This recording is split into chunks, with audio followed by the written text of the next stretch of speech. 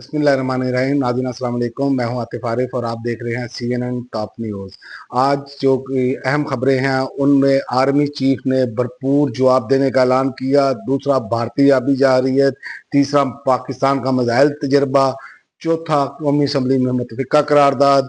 और पांचवा, भारत के अंदर से आवाज़ें उठने लगी। और उसके अलावा जो है गजा में गजाई बहरान जो है वो भी पैदा हो गया, उस पर वो भी बताते हैं आपको। सबसे पहले पाकिस्तान की खुद मुख्तारी को चैलेंज किया गया तो भरपूर ताकत से जवाब दिया जाएगा। आर्मी चीफ का टोक ऐलान। गैर मुल्की सरपरस्ती में होने वाली दहशतगर्दी बलूचिस्तान की सलामती और तरक्की के लिए सबसे बड़ा खतरा है, जनरल आसिम मुनीर। और भारत की आबी जारहियत। दरिया चनाब में पानी की आमद रोक दी गई। भारत की जानिब से दरिया चनाब पर मौजूदा डैम से पानी बंद करने की वीडियोस भी वायरल की गई।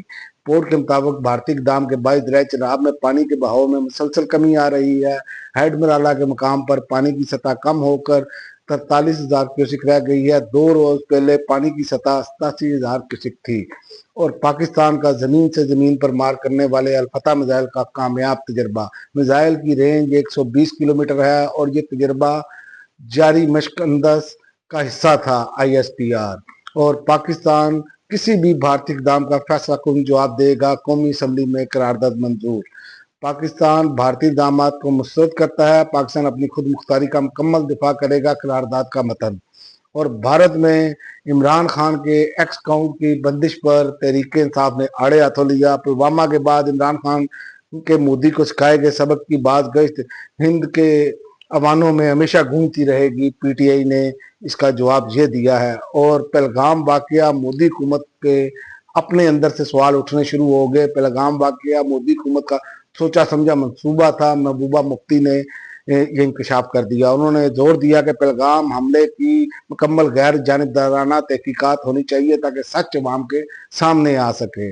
और गजा में गजाई बहरान शिद्दत इख्तियार कर गया। 3 लाख बच्चे मौत के दहाने पर पहुंच गए।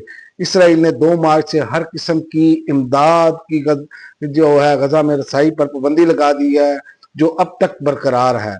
और इसराइली एयरपोर्ट पर मिसाइल हमला। नेतन्याहू की ईरान को खुली धमकी। नेतन्याहू ने ईरान को तनकीद का निशाना बनाते हुए कहा कि हम अपनी मर्जी के वक्त और मकाम पर ईरान को जवाब देंगे। दूसरी जानिब अमेरिका और यूरोप के कई बड़ी एयरलाइंस ने तल अवीव के लिए अपनी परवाजें मुअत्तल कर दी हैं। ये और इसराइल का जो एयरपोर्ट पर मिसाइल हमला है उसमें इसराइल खासा परेशान है। अब तक के लिए नाज़रीन इतना ही। अगले बुलेटिन तक इजाज़त दें। अल्लाह हाफ़िज़।